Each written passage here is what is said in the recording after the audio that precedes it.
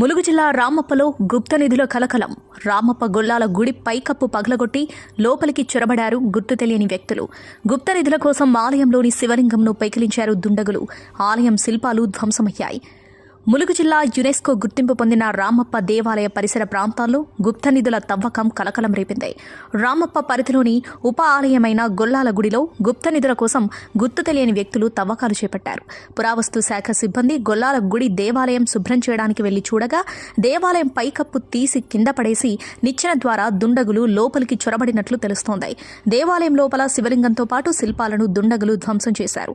దేవాలయం లోపల పువ్వు ఆకారంలో ఉన్న శిల్పాన్ని పగలగొట్టి దాని కింద గుప్త నిధులు తవ్వకం చేపట్టారు.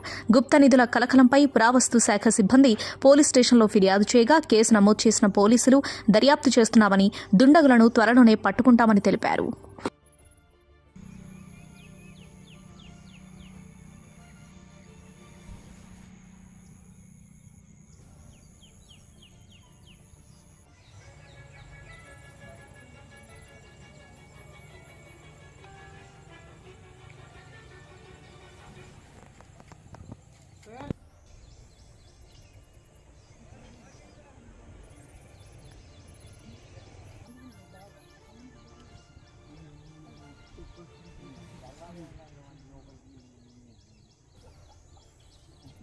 ఇప్పుడు పిలాపు ఇప్పుడు అది నైట్ వెళ్తాం కదా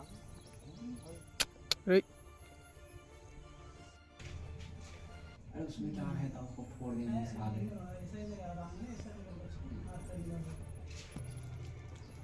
చూద్దాం వచ్చే పేపర్లో ఏదో రాసినారు నేను కూడా ఉంది అందుకే చూస్తా ఓపెన్ చేస్తాను.